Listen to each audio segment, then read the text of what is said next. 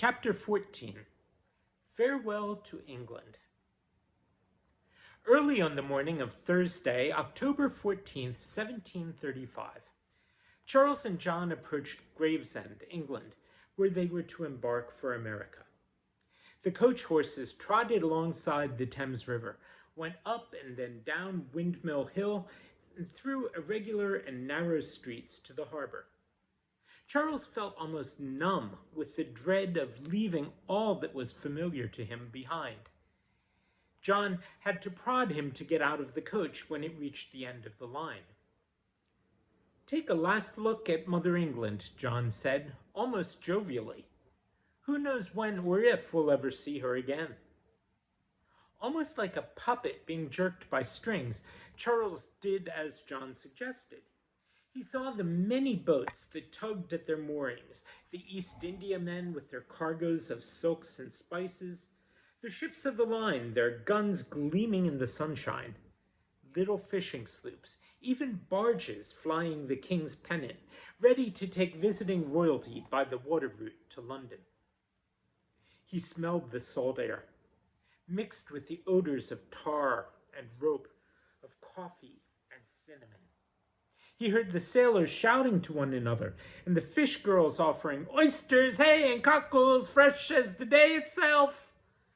Then he turned and looked away from the harbor scenes, looked back at the green hills that meant England to him, and his eyes filled with tears.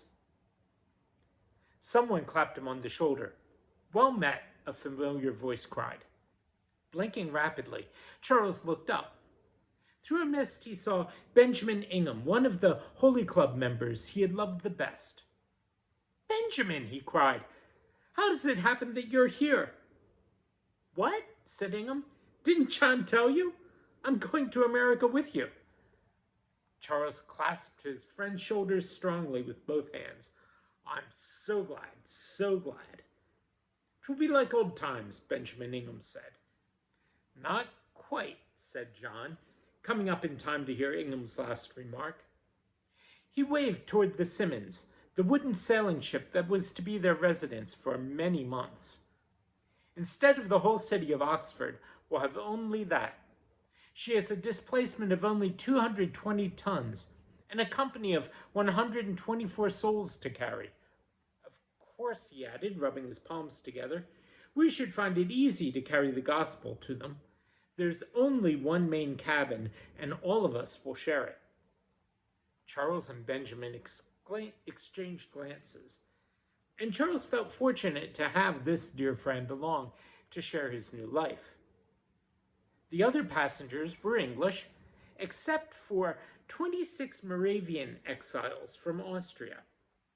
One of the Englishmen was Charles de la Motte, the son of a prosperous London merchant. He had come along for the thrill of adventure. But most of the other English-speaking people were as low morally and spiritually as any of the outcasts already settled in Georgia. The former members of the Holy Club mapped out their shipboard days with the same methodical care they had exercised at Oxford. They arose at 4 o'clock each morning and prayed and read the Bible together privately for 2 hours. Charles, feeling the weight of his ordination, wrote sermons and religious verse between the hours of 9 and 12. Between dinner at 1 o'clock and public prayers at 4, they conversed in religious terms with the other English-speaking passengers. In the hours not specifically accounted for, the brothers studied German so that they could talk with the Moravians. Charles was very much attracted to these Austrian refugees who were fleeing from the persecution of the Archbishop of Salzburg. It was his first introduction to the Protestant mysticism of Germany, which they represented. The Moravians were gentle, humble, courageous people who held their own religious services every day, in spite of opposition from some of the more unruly English passengers. Whenever possible with his schedule, Charles attended these services. One phase of the services interested Charles in particular. These people sang songs themselves, a practice as yet unknown in Charles's experience. They sang with fervor and great feeling, so great that Charles's spirits felt uplifted just by listening to them. "I wish," he said to Benjamin Ingham, "oh, I wish I had the faith they do." He did not say anything of the sort to John. John was too busy trying to interest his own flock in serious matters to bother with Charles's state of mind. John, indeed, was not finding his task the easy one he had expected. Many people resented his insistence on holding public prayers twice a day. They did not wish to attend. But, as John had gleefully observed before the ship sailed, there was only one sitting room. Objectors were forced to be present, or else banished themselves to the cold and windy open deck. At first John had some success, or thought he did, with the young women among the passengers. They listened wide-eyed to his reading aloud from Law's Serious Call or Norris's Christian Perfection. They made a special point of engaging him in private confessional conversations. John spoke with satisfaction to Charles about these women. "Mrs. Hawkins, the wife of the doctor-to-be of the colony, is very eager to be instructed," he said. "So too is her friend, Mrs. Welch." Charles, however, had been watching the overtures of the women to his brother. He had talked about them to Benjamin Ingham and to Charles Delamotte, who was a man of the world. "They're flirting with you, Brother John," Charles warned. "You're a pleasant-appearing man and young. They seek a pastime for the long shipboard hours." "They seek to find a new meaning in life," cried John. Charles shook his head. "You're blinding yourself to the truth," he said. John would not give weight to Charles's warning, and he kept on trying to convince the women that the gospel message was for them. Before long, they realized John cared for nothing for them as women. Indeed, that it was their souls that interested him. And they tried to get away from his insistent presence, for his religious conversations bored them exceedingly. John, however, seemed fired with further zeal by their withdrawing actions. He sought them out no matter where they went on shipboard. Finally, Mrs. Hawkins appealed to Charles.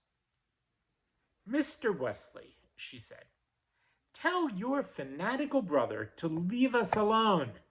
He's like a millstone around our necks, and we want to be rid of him." Charles was shocked by the comparison of his saintly brother to a common millstone. However much he may have agreed that John would do better to leave them alone. "You should not speak so of a man of God," he said. The woman put her kerchief up to her nose, as if she smelled something bad. "You keep him away from me, or I'll make you sorry you ever came on this trip to Georgia."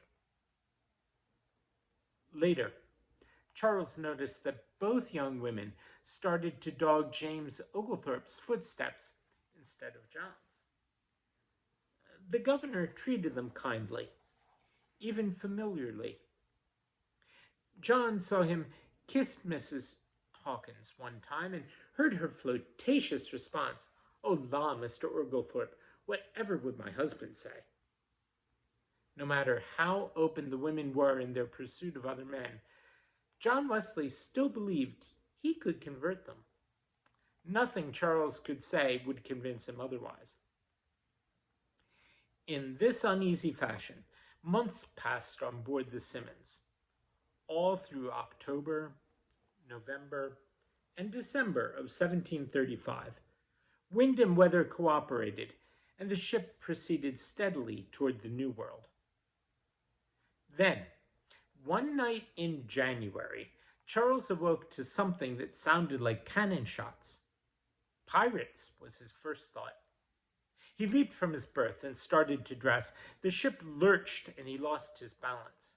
He fell against his trunk, striking his knee so hard his whole leg ached from the blow. A bad storm, he said on second thought.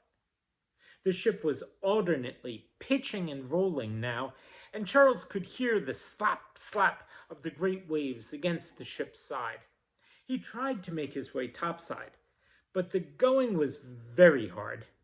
The torches that ordinarily lighted the passages had been knocked from their sconces. The ship was in darkness. The wooden timbers of the ship creaked alarmingly. Charles could not see anything, but he could hear the creaks, like high violin squeaks among the deep bass wailing of the wind. Finally, he succeeded in groping his way up to the deck, only to be pushed back by one of the brawny seamen. "Back with ye," the seaman ordered. "It's a hurricane, and no one's safe on deck unless he be lashed to something." Before the seaman got the hatch closed, Charles heard more creaks like gunshots. "The sails are flying free," the seaman cried. "They'll be all shreds and tatters, but there's no man can hold them in this blow." The candles in the main cabin were glowing by the time Charles got there. He could see the passengers in various stages of dress, most of them groaning, screaming, or sobbing. But over in a corner, the Moravians were on their knees in prayer. John appeared in the doorway beside his brother. His teeth were chattering, and his face was as white as his shirt front. "I must comfort the people," he said, looking at the wailing crowd. "How they huddle together like sheep in a storm." "They're frightened, Brother John," said Charles. "Nay, they're terrified." The ship rolled way over to one side. John was thrown against Charles. He clutched at his brother, and Charles felt desperation at this sign of John's lack of faith. "Oh, Brother Charles," whispered John in an agonized voice, "I'm terrified too. I'm not ready to die." Charles thought of his father, of the peaceful expression on the old man's face, on his words, "I believe." "I'm not ready to die either," he said, and for a moment the brothers stood miserably clasped together. Then the Moravians began to sing, and Charles felt a soothing warmth flow through his body as he listened to their calm, measured voices. When they were done, their bishop's voice boomed out so all could hear him above the sound of the tempest. "The way to God is as short by the sea as by soil," he said. A momentary hush followed the bishop's proclamation, as if the wind and waves had heard and approved. Then quite another voice was raised in unmistakable command. "Lay off the prayers and lay on the work," the captain shouted. "Man the pumps, every able-bodied man among you." For hours, everyone worked. Down in the hold, Charles and John, with the other men, stood in icy water to their knees. They pumped, and still the water level stayed the same. In the face of this very real peril, John had nothing to say. The Moravian bishop, though, kept praying as he worked. "God, make our arms mighty. God, give us peace. If this be our hour, take us to thy bosom. Amen." "Amen," whispered Charles.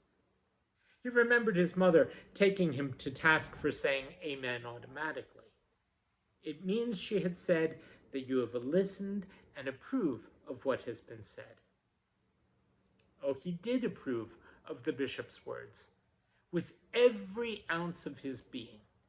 If only he could believe, as the bishop so clearly did, that he deserved to be gathered to the Lord's bosom. At last, they did seem to be making progress against the water, and they pumped with renewed vigor. Gradually, the pitching and rolling began to subside too. At long last, the captain came to say they could leave the rest of the cleanup to the sailors. "We have sent the devil's water back into his teeth," the captain said. "We are delivered from evil," said the bishop. "Amen and amen," said Charles.